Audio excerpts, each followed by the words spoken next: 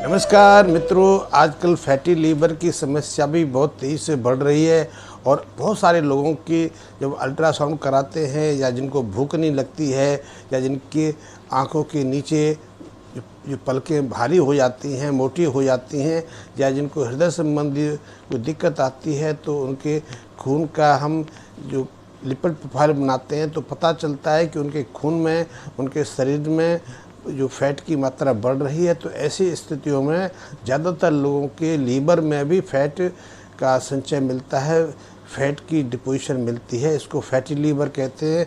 इसके कारण जो लीवर की कोशिकाएं हैं, लीवर अपना पूरी तरह से कार्य नहीं कर पाता। लीवर के हमारे शरीर में बहुत ज़्यादा महत्व है, बहुत ज़्यादा इम्पोर्टेंस रहती है। और जब लीवर की कोशिकाएं काम नहीं कर पाती तो हमारे शरीर के अंदर खून की मात्रा भी घटने लगती है। इसके साथ शरीर के अंदर या खून के अंदर और दूसरे शरीर के तरल हैं उनमें फैट की मात्रा बढ़ने लगती है। कोलेस्ट्रॉल की समस्या भी तभी से शुरू होती है, क्योंकि शरीर को कोलेस्ट्रॉल बहुत आवश्यक भी है, क्योंकि उसके जो निर्माण होता है, उसकी संरचना में जो विघटन आता है वो नष्ट होती रहती है। तो उनके पुनर्निर्माण में, उनकी मरम्मत के लिए फिर ऐसी कोलेस्ट्रॉल युक्त जो प्रोटीन कण हैं उनकी आवश्यकता रहती है। शरीर उनको बनाने की कोशिश करता है, लेकिन जो हम अतिरिक्त कोलेस्ट्रॉल के रूप में कई तरह की फैटें लेते हैं, कई तरह के जो वसा युक्त आहार लेते रहते हैं, वो हमारे शरीर में संचित होता जाता है। और इसके कारण पहले तो फैट जो लीवर की कोशिकाओं में संचित होता है, फिर शरीर के अन्य हिस्सों में जमा होने लगता है। इसी कारण हृदय की समस्या भी पैदा होती है, हाई ब्लड प्रेशर की समस्या हो जाती है। किडनी या किडनी के आसपास जब फैट का जमाव होता है तो किडनी संबंधी समस्या होती है। मोटापा तो उसका सीधा सीधा परिणाम है। तो ऐसे में यदि आपके जो लीवर कोशिकाओं में, लीवर के अंदर फैट डिपॉजिट हो जाए तो आप क्या करेंगे? क्योंकि जब भी किसी व्यक्ति के लीवर में फैट डिपोजिशन होता है तो लीवर की कोशिकाएं काम नहीं कर पाती हैं। तो ऐसे लोगों को या तो कम मात्रा में भूख लगती है, बिना भूख के उनको खाते हैं, बार बार खाते हैं, या कई बार ऐसे लोगों को खाना खाने के बाद भारीपन आ जाता है या फिर उन्हें शौच के लिए जाना पड़ता है। ये आम समस्या हैं। इसके अलावा हृदय संबंधी रोगों की शुरुआत भी हो जाती है। तो आप इस फैटी लीवर की समस्या से निजात कैसे पा सकते हैं? क्योंकि जो एलोपैथी है, आज जो मॉडर्न मेडिकल साइंस है, उसमें फैटी लीवर से बचने की कोई भी चिकित्सा नहीं है, कोई भी दवा नहीं है, क्योंकि फैटी लीवर को या लीवर को बाहर निकालने के लिए उनके पास कुछ भी नहीं है। हाँ, ज़रूरी वो एंटी लिपिड टेबलेट्स देते हैं, स्टेंट जो होते हैं उनको प्रयोग करते हैं, लेकिन उनके प्रयोग से तो शरीर को नुकसान होता है, क्योंकि शरीर में इनकी दवाओं के प्रयोग से कई आवश्यक जो फैट हैं, आवश्यक जो कोलेस्ट्रॉल जैसी संरचनाएं, उनका निर्माण भी रुक जाता है, उनकी मात्रा भी घट जाती है। तो शरीर के जो कई क्रियाओं में इससे बाधा आती है, तो हम उनकी दुष्प्रभाव भी, उनके साइड इफ़ेक्ट भी झेलने पड़ते हैं।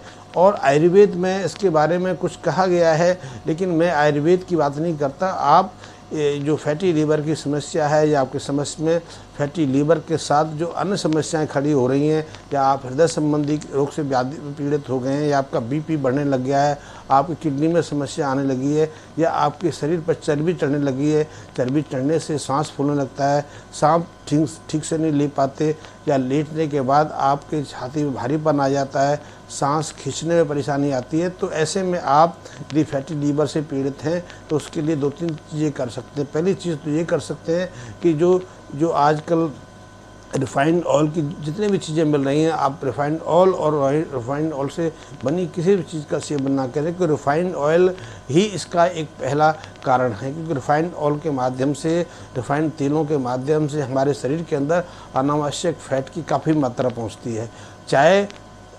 चाहे वो रिफाइंड ऑयल बेचने वाले या आधुनिक जो आहार शास्त्री हैं या डॉक्टर्स कुछ भी कहें, लेकिन निश्चित रूप से जो फैट डिपोजिशन का एक कारण है रिफाइंड तेल का प्रयोग करना।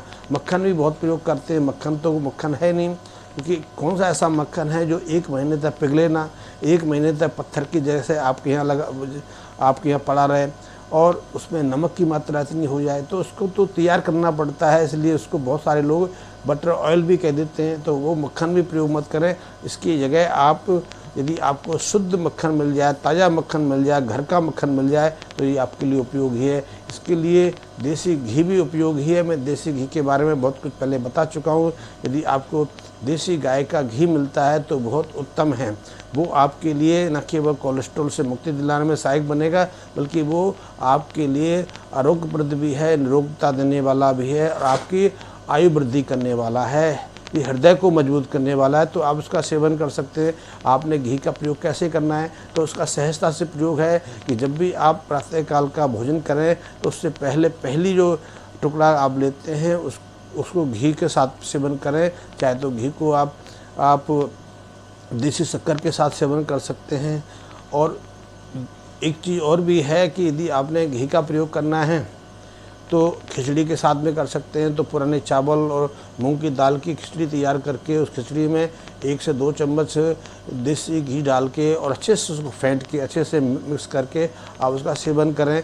या फिर रात्रि को सोते समय एक गिलास यानी कि 200-250 ml के आसपास दूध लेके, दूध भी फिर वही मैं कहता हूँ कि मैं डेयरी का दूध नहीं कहता, मैं पैकेट का दूध नहीं कहता, थैली का दूध नहीं कहता, और मैं भैंस के दूध को भी ज़्यादा उपयोगी नहीं मानता। तो वो भी यदि आपको गाय का मिल जाए, वो उसमें भी देसी गाय हो तो आपके लिए उत्तम है। तो देसी गाय का दूध आप 1 गिलास लेकर उसमें 1 से 2 चम्मच आप देसी घी डाल के उसको अच्छे से फेंट लें। फेंटने का बहुत महत्व है। फेंटने से जो फैट के कण हैं वो फैल जाते हैं और जो उसके जो एसेंशियल फैटी एसिड हैं वो उपयोगी बन जाते हैं। तो वो उसको दूध को आप अच्छे से फेंटेंगे तो उसमें झाग बनेंगे, और ये झाग के साथ दूध पीना आपके लिए बहुत महत्वपूर्ण बन जाता है। कि पहले ज़माने में आपने देखा हो, घर में दूध देने से पहले उसको अच्छे से फेंटा जाता था और एक जो गिलास का ऊपर का हिस्सा है वो सिर्फ झाग से भरा रहता था। तो ऐसे दूध का आप सेवन करिए, सोते समय आप प्रयोग करेंगे तो आपके लिए बहुत अच्छा है। क्योंकि जो घी है और दूध है वो आपके लीवर में जाके काम करता है और लीवर ही आपके फैट को मेटाबोलाइज करने का, फैट को उपयोग में लाने का कार्य करता है। तो यदि आपका लीवर सही रहेगा तो आपके शरीर के अंदर फैट का डिपोजिशन की संभावना नहीं होगी। और एक और आप बता दूं कि जो आप दिन भर में जितना भी फैट लेते हैं, चाहे किसी भी रूप में लें, कितनी बार भी लें, उसकी ज़्यादातर मेटाबॉलिक जो क्रियाएं हैं, उसकी जो उपयोगी प्रोसेस है वो रात्रि को 12 बजे के बाद लीवर ही करता है। तो ऐसे में यदि आप रात्रि को दूध लेते हैं और दूध के साथ घी का सेवन करते हैं तो उससे लीवर की जो सक्रियता बढ़ती है, लीवर की जो कार्य क्षमता में सुधार होता है, और इससे लीवर स्वयं अपने अंदर जमा जो अनावश्यक फैट होता है उसको भी मेटाबोलाइज करके शरीर से बाहर कर देता है। इससे लीवर के अंदर जो फैट की डिपोजिशन है वो घटती जाती है। इसके अलावा एक आप और काम कर सकते हैं। आप यदि योग में विश्वास करते हैं, योग क्रियाओं का अभ्यास करते हैं, योग साधना में आप रुचि रखते हैं तो योग की मदद भी कर सकते हैं। तो योग के लिए आप मत्स्यासन का प्रयोग कर सकते हैं, पद्मासन में बैठने की अभ्यास कर सकते हैं, ये बहुत आपके लिए उपयोगी आसन हैं। आप उष्ट्रासन का प्रयोग कर सकते हैं। लेकिन यदि आप इनके अलावा आप कपालभाति का अभ्यास करते हैं तो आपके लिए बहुत आवश्यक है, बहुत महत्वपूर्ण हो जाता है। क्योंकि कपालभाति में आप सांस खींचते नहीं हैं बल्कि फेफड़ों भरी सांस को झटके से बाहर निकालते हैं। तो बाहर निकालने की क्रिया आपको 1 मिनट में कम से कम 60 बार करनी होती है। तो 60 बार आप पेट को अंदर से कोड़ते हैं, सांस को बाहर निकालते हैं।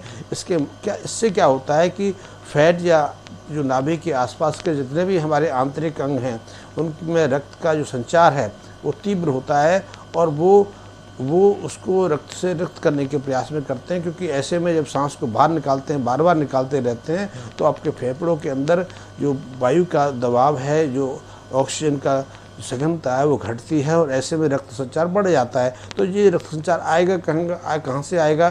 तो ये आसपास जो हमारे शरीर के अंग हैं, जो आंतरिक जो ऑर्गन्स हैं, उनका रक्त जो है अचानक पेट की तरफ या फिर फेफड़ों की तरफ बढ़ जाता है। ऐसे में लीवर के अंदर जो रक्त संचित रहता है वो भी फेफड़ों की तरफ दौड़ता है। इससे लीवर की सक्रियता बढ़ जाती है।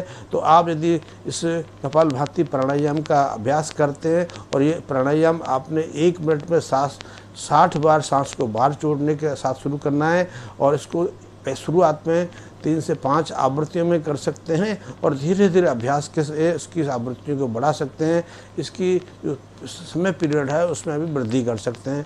शुरू में आप 1 मिनट तक 60 बार 65 बार सांस छोड़ने का अभ्यास कर सकते हैं। आगे चल के आप इसको 2 मिनट में 120 बार सांस बाहर फेंकने का अभ्यास कर सकते हैं। यदि आपका अभ्यास चलता है तो 3 मिनट में 150 से 180 बार सांस बाहर फेंकने का अभ्यास कर सकते हैं। और इनकी भी आवृत्तियाँ हैं, आप 3 आवृत्ति शुरू कर सकते हैं, बढ़ाते बढ़ाते 5 से 6 आवृत्तियों का अभ्यास कर सकते हैं। ये आपके लिए, पेट के लिए, लीवर के लिए बहुत महत्वपूर्ण है। इससे आपकी जो पाचन शक्ति है वो तीव्र होती है, अच्छा पाचन होता है, कॉन्स्टिपेशन में आपको इससे मुक्ति मिलती है और पेट से संबंध कई व्याधियों से मुक्ति मिल जाती है। और ये लीवर, फैटी लीवर के लिए तो अमोघ है, इससे बढ़िया उपचार कुछ हो नहीं सकता। लेकिन यदि आपने कपालभाति प्राणायाम का अभ्यास करना है तो उससे पहले नाड़ी शोधन और भ्रष्टिका प्राणायाम का अभ्यास कर लेना आवश्यक है, क्योंकि उससे बेस बनता है। नाड़ी शोधन प्राणायाम के अभ्यास से नाड़ियाँ शुद्ध होती हैं, तो भ्रष्टिका के लिए या कपालभाति के लिए एक अच्छी आधारशिला तैयार होती है। तो आप यदि उसके अभ्यास के बाद ये करेंगे तो इसका आपको अच्छा लाभ मिलेगा।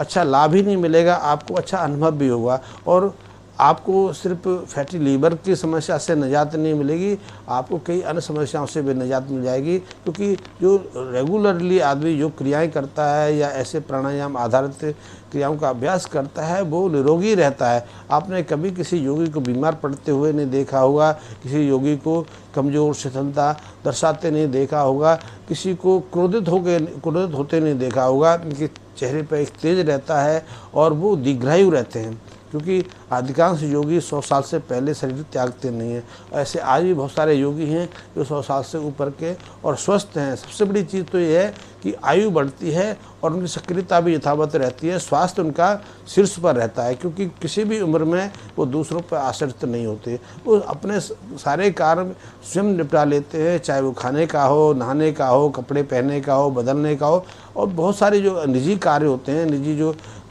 नित्य कर्म होते हैं उनको स्वतः निपटा लेते हैं। अन्यथा 60-65 साल के बाद, आज की स्थिति तो ये हो गई है कि 60-65 साल के बाद आदमी अपने लिए पानी का गिलास भी स्वयं नहीं लेने योग्य नहीं, क्योंकि वो इतनी कमजोरी, शिथिलता अनुभव करने लगता है। और सबसे बड़ी चीज़ है कि 60-65 का आज कोई भी ऐसा आदमी नहीं मिलेगा जो मुट्ठी भर दवाइयाँ नहीं खाता हो।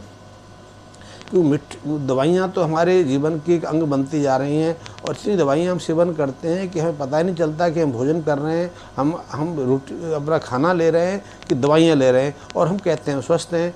तो ऐसे में यदि आप इन प्राणायाम की क्रियाओं को, योग क्रियाओं के अभ्यास को करेंगे और देसी घी का प्रयोग करेंगे, चाहे वो खिचड़ी में करें, चाहे दूध के साथ में करें, या किसी अन्य रूप से करें, तो ये आपके लिए उपयोगी है।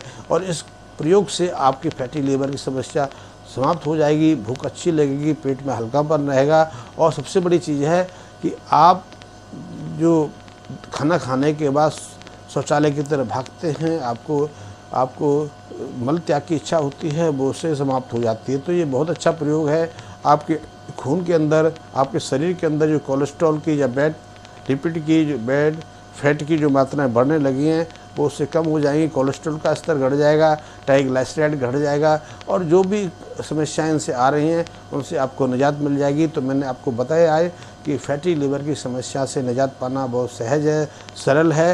ये सिर्फ हमारी अज्ञानता है कि हम इस समस्या से निजात पाने के लिए, जो समस्या हमारे खाने पीने और जीवन शैली के कारण पैदा हुई है, उसको ख़त्म करने के लिए हम आधुनिक दवाओं का प्रयोग करते हैं और या आधुनिक प्रक्रियाओं का सहारा लेते हैं। लेकिन सहज प्रक्रियाओं को आप घर में बिना किसी खर्चे के, बिना किसी मुश्किल से सहजता से मुक्ति पा सकते हैं। तो आपको मेरा वीडियो लगा हो तो इस संबंध में मुझे कमेंट्स अवश्य दे दीजिए। धन्यवाद मित्रों।